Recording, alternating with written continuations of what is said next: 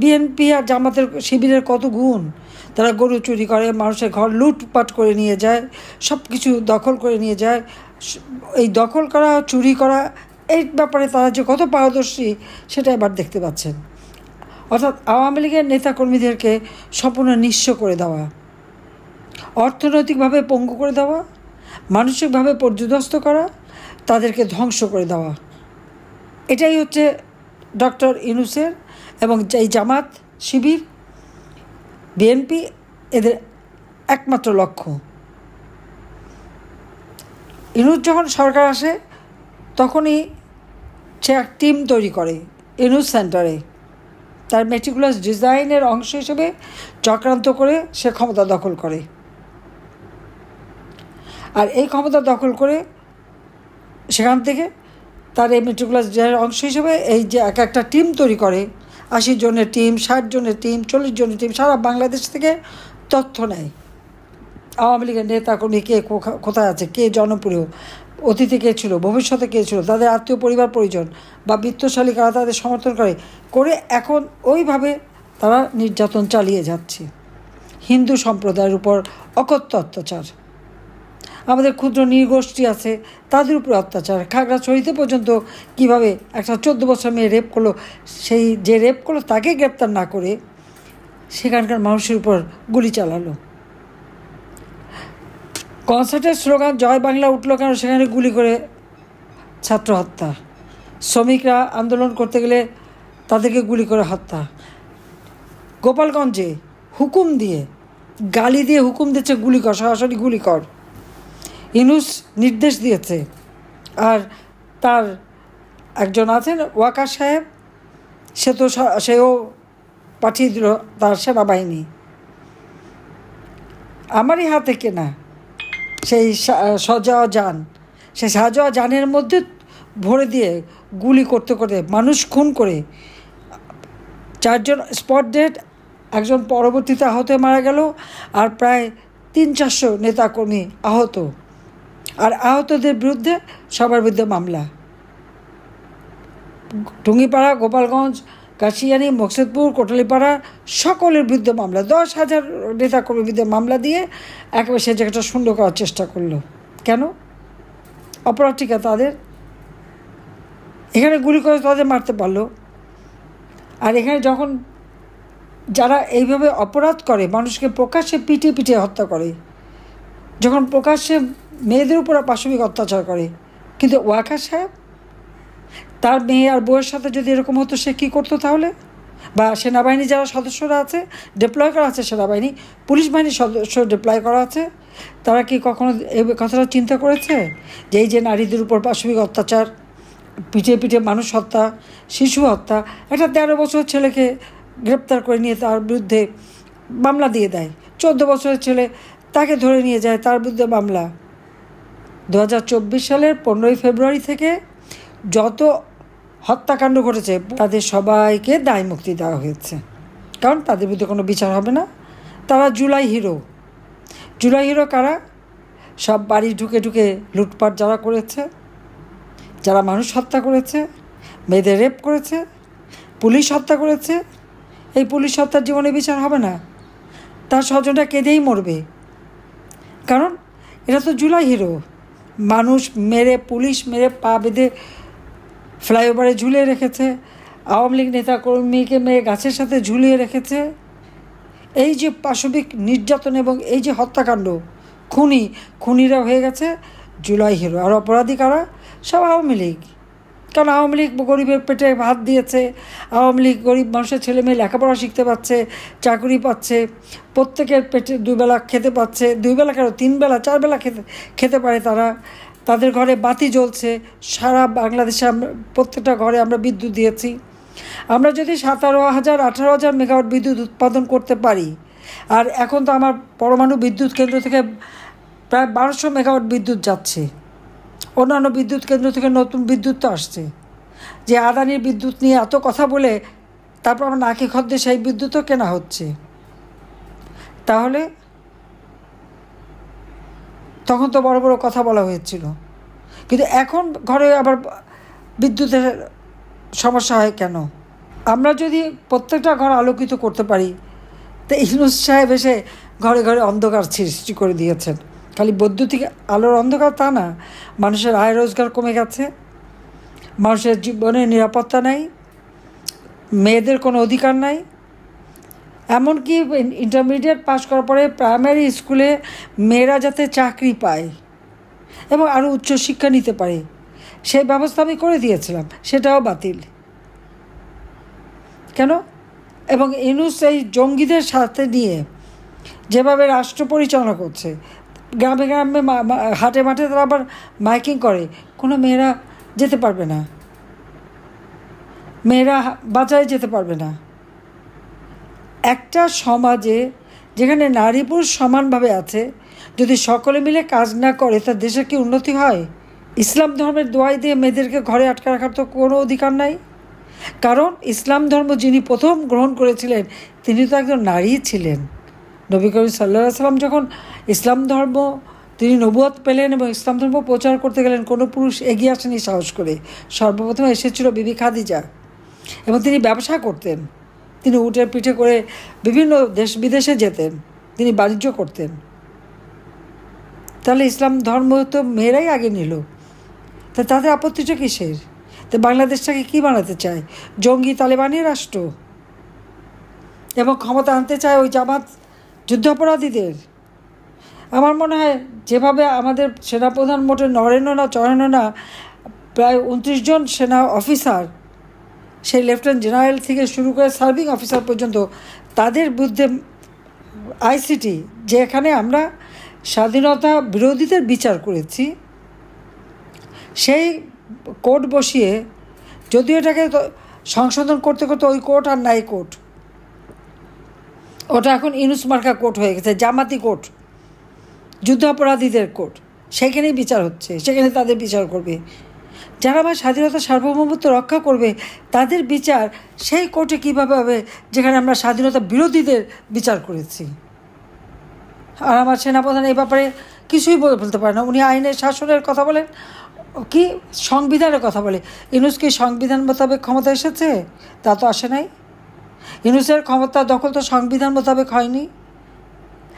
Chief জাস্টিসকে mob মানে সন্ত্রাসী করে, সেই মব ভায়োলেন্স করে চিফ জাস্টিসকে সরিয়ে দেওয়া হলো, জজ সাহেবকে সরিয়ে দিয়ে সেখানে যাদেরকে বসানো হলো, ওটাও তো সাংবিধানিকভাবে সিদ্ধ না। অ্যাটর্নি জেনারেল অ্যাপয়েন্টমেন্ট, সেটাও সাংবিধানিকভাবে করা হয় নাই, কোনো নিয়ম নাই। তারপর আবার এই আইসিটি যে কোর্ট করা হয়েছে, সেটাও তো সংবিধান মোতাবেক করা হয়নি। তাহলে সেনাবাহিনীর সদস্যদের বিরুদ্ধে, অফিসারদের বিরুদ্ধে তারা যখন ওয়ারেন্ট ইস্যু করে, ওনারা সংবিধান মোতাবেক পদক্ষেপ নেবেন। এখানে সংবিধানটা কোথায়? সাংবিধানিকভাবে পদক্ষেপ নেওয়া মানে কি, এই সমস্ত অফিসারদেরকে একটা চরম অপমান, তার পরিবার পরিজন সবাই, তারা তো ভালো ভালো অফিসার, তাদের তো কর্মক্ষেত্রে কোনো রকম অপবাদ ছিল না, কিন্তু তাদের ক্যাশকে ভিক্টিমাইজ করা হচ্ছে। প্রথমে আওয়ামী লীগ, সংখ্যালঘু সম্প্রদায়, পুলিশ হত্যা, পুলিশ ধ্বংস করে, এখন সেনাবাহিনী ধ্বংস করার কাজে লেগে গেছে। কেন? বাংলাদেশের স্বাধীনতা, সার্বভৌমত্ব, বাংলাদেশের আর্থসামাজিক উন্নতি সব কিছু তিল তিল করে ধ্বংস করে দিচ্ছে।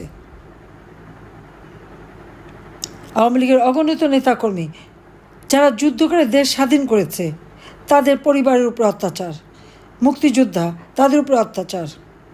আমাদের কথা বাদই দিলাম, আমাদের তো বারবার আঘাত আসেই। আবার আল্লাহ কেমন করে যেন বাঁচিয়ে দেয়। সেই 21শে আগস্ট গ্রেনেড হামলা, কোটলিপাড়া বোমা, চট্টগ্রামের সরাসরি গুলি, ঈশ্বরদীপ, পাবনা, সাতক্ষীরা, পৃথিবীর বাংলাদেশের যেখানে গেছি সেখানেই তো মৃত্যুর মুখোমুখি হতে হয়েছে। কী জানি আল্লাহ বারবারই বাঁচিয়ে দিয়েছেন। বাঁচিয়েছেন যখন, নিশ্চয়ই আল্লাহর একটা ইচ্ছা আছে। এই দেশটাকে আবার ধ্বংসের হাত থেকে আমাদের মুক্ত করতে হবে, জনগণের ভাগ্য পরিবর্তন করতে হবে। মিথ্যা মামলা দিয়ে আওয়ামী লীগের অগণিত নেতাকর্মীকে হয়রানি করা হচ্ছে, গ্রেপ্তার করা, কারাগারের চরম নির্যাতন। আমাদের সমস্ত নারী কর্মীদের, কাউকে সিলেটে এক গ্রুপ পাঠিয়ে দিয়েছে, রাজশাহীতে পাঠিয়ে দিয়েছে, সাধারণ কয়েদি দিয়ে তাদের উপরে পাশবিকতা, নানা রকম অত্যাচার করা হচ্ছে। হাত করা মুক্তিযোদ্ধা, তাদেরকে হাত করা বাধা দিয়ে নিয়ে আসা হয়। সাবেক প্রধান বিচারপতি, তার হাতে হাত করা। এটা যারা বাধা দিচ্ছেন না, তাদের ভবিষ্যৎটা একটু চিন্তা করেন। আর আজকে যে সেনা কর্মকর্তাদের বিরুদ্ধে ওয়ারেন্ট ইস্যু হলো, তাদের নাম তালিকা আসলো, এই তালিকা বাড়তে বাড়তে বাড়তে বাড়তে, আর এই তালিকা হাঁটতে হাঁটতে হাঁটতে হাঁটতে ওয়াকার পর্যন্ত যে পৌঁছাবে না, এর কি কোনো গ্যারান্টি আছে? যতই তেল মারুক, তাবেদারি করুক, জামাত, বিএনপি আর ইউনূসকে চিনতে সময় লাগবে। কারণ আমি চিনছি, আমি জানি যে তারা কী জিনিস, আমি দেখেছি। যখন বলতাম অনেকেরই হাতে খাওয়া লাগতো, আহা এরকম একটা ভালো মানুষের জন্য বলে। আরে যে মানুষটা আইন ভঙ্গ করে ৬,০০০ টাকা বেতনের একটা এমডি পদে চাকরি করতো গ্রামীণ ব্যাংকে, বিশ্বব্যাপী মিথ্যা ছড়িয়ে দিল ওই ব্যাংক তার নিজের হাতে করা, অথচ তখনও সে সরকারি বেতন নেয়। এবং আইনে আছে ৬০ বছর বয়স পর্যন্ত এমডি থাকতে পারে, যে সেখানে আইন ভঙ্গ করে ৭০-৭১ বছর বয়স পর্যন্ত থেকে গেল। আর সেখান থেকে তাকে সে মামলা করে হেরে যে ছেড়ে দিতে বাধ্য হলো, তখন সে পদ্মা সেতুর টাকা হিলারি ক্লিন্টনকে বলে, সেই জোলেনস্কি ওয়ার্ল্ড ব্যাংকের প্রেসিডেন্ট, তাকে দিয়ে তার শেষ সময়, ভোটে কোনো পাস হয়নি, পদ্মা সেতুর টাকা বন্ধ করে দিল। বাংলাদেশের মানুষের আর্থসামাজিক উন্নয়নে যে সেতু আজকে অবদান রেখে যাচ্ছে, সেটা যারা বন্ধ করতে পারে, দেশের মানুষকে বঞ্চিত করতে পারে, সেটা কী ধরনের মানুষ হয় সেটা নিশ্চয়ই মানুষের চেনা উচিত ছিল, জানা উচিত ছিল। আমি যখন বলতাম সবারই একটু হাতে ঘা লাগতো, আহা নোবেল প্রাইজ পেয়ে আছে। উনি শান্তির জন্য কী করেছেন? গরিবের রক্ত চুষে খেয়েছেন, এখনও খাচ্ছে। তা আজকে আমি আমাদের নওগাঁর সমস্ত নেতাকর্মীকে বলবো যে এত অত্যাচার নির্যাতনের পরেও আপনারা যে সাহস দেখাচ্ছেন, আমাদের আওয়ামী লীগের তৃণমূলের নেতাকর্মী যে তারপরেও যে সাহস দিয়ে দাঁড়িয়েছেন, সব হারিয়েছেন, তারপরেও আপনারা রুখে দাঁড়িয়েছেন, আমি স্যালুট জানাই আপনাদের। গোপালগঞ্জে দেখেন, জীবনের মায়া করেনি, তারা কিন্তু ঠিকই প্রতিবাদ করেছে। জনতার শক্তি বড় শক্তি। আমি আপনাদেরকে অনুরোধ করব, আপনারা প্রত্যেক ঘরে ঘরে আমাদের উন্নয়নের বার্তা পৌঁছে দেবেন।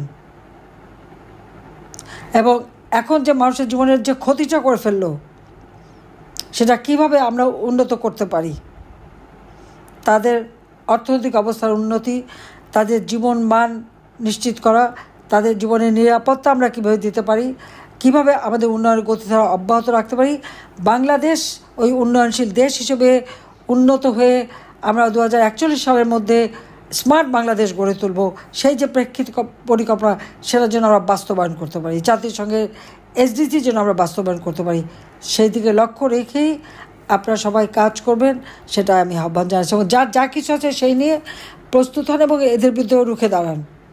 এখন রুখে দাঁড়ানোর সময় হয়ে এসেছে। আমাদের ওই সেনা কর্মকর্তা সমস্ত অফিসারগুলিকে যে অপমান করা হচ্ছে, আমরা তাদের তীব্র নিন্দা জানাই, প্রতিবাদ জানাই। এবং আমি অবাক হয়ে যাই যে কীভাবে এদেরকে আইনের হাতে তুলে দেবে। কোথায় আইন? দেশে কোনো আইনের শাসন নাই, সরকার অবৈধ, তাদের সমস্ত কার্যক্রম অবৈধ। তাদের কাছে কেন এদেরকে দিতে হবে? যে জাতিসংঘ শান্তিরক্ষা মিশনে বাংলাদেশে 1 নম্বরে ছিল, আজ 3 নম্বরে পৌঁছে গেছে। কি উন্নতি করেছে ইউনূস! কাজে এর হাত থেকে আমার দেশ ও জাতিকে রক্ষা করার জন্য সকলকে ঐক্যবদ্ধ হতে হবে এবং ঐক্যবদ্ধ হয়েই সবাইকে এগিয়ে যেতে হবে। সবাই ভালো থাকেন, সুস্থ থাকেন, এই দোয়া করি। আল্লাহ যখন বাঁচিয়ে দিয়েছে, আপনাদের সাথে কথা বলার সুযোগ পেয়েছি। কারাগারে বন্দি থাকলে তো কথা বলতে পারতাম না। আর সেদিন তো ছিল 5 আগস্ট, পরিকল্পনাই ছিল আমাকে আর রেহানাকে হত্যা করবে। এটা হত্যা মানে খালি যে গুলি করে হত্যা করবে না, চরম বেজ্জতি করে আমাদের হত্যা করবে। জনগণের মুখে খাবার তুলে দেওয়া, জনগণের ভাগ্য পরিবর্তন করা, দেশের মানুষের জীবনমান উন্নত করা, প্রত্যেক ঘরে বাতি জ্বালানো, এটাই কি বড় অপরাধ ছিল আমার? নিজের জন্য তো কিছু চাইনি, নিজের ছেলেমেয়েদেরকেও তো কিছু দেইনি, নিজের বোনটা, একমাত্র বোন, তাকেও না। ওই বাসে ঝুলে ঝুলেই তার অফিস করে খেতে হয়েছে। আমি করছি বাংলাদেশের মানুষের জন্য, কারণ বাংলাদেশের মানুষকে আমি আমার পরিবার হিসেবে নিয়েছি। আর সেইভাবে প্রত্যেকটা মানুষ, দলমত নির্বিশেষে সামাজিক নিরাপত্তা দিয়েছি, দলমত নির্বিশেষে। তাও বন্ধ করে দিয়েছে। বয়স্ক ভাতা, বিধবা ভাতা, প্রতিবন্ধী ভাতা, মুক্তিযোদ্ধা ভাতা সবই বন্ধ। বিনা পয়সা খাবার দিতাম গরিব মানুষকে, সেটাও বন্ধ করেছে। আজকে ডাস্টবিনে ময়লার ভাগাড়ে মানুষের লাশ পড়ে আছে, হাড্ডি সার কঙ্কাল সার, কতদিন যেন খাবার পায়নি। কই আওয়ামী লীগ ক্ষমতায় থাকতে তো এই অবস্থা ছিল না। বাংলাদেশের মানুষের ভাগ্য পরিবর্তন করতে, বাংলাদেশের উন্নতি নিশ্চিত করতে একমাত্র আওয়ামী লীগই পারে, কারণ আওয়ামী লীগ এই দেশ স্বাধীন করেছে। আমরা বঙ্গবন্ধুর আদর্শ নিয়ে পথ চলি, তার চেতনা নিয়ে পথ চলি, জনগণের প্রতি আমাদের দায়বদ্ধতা আছে।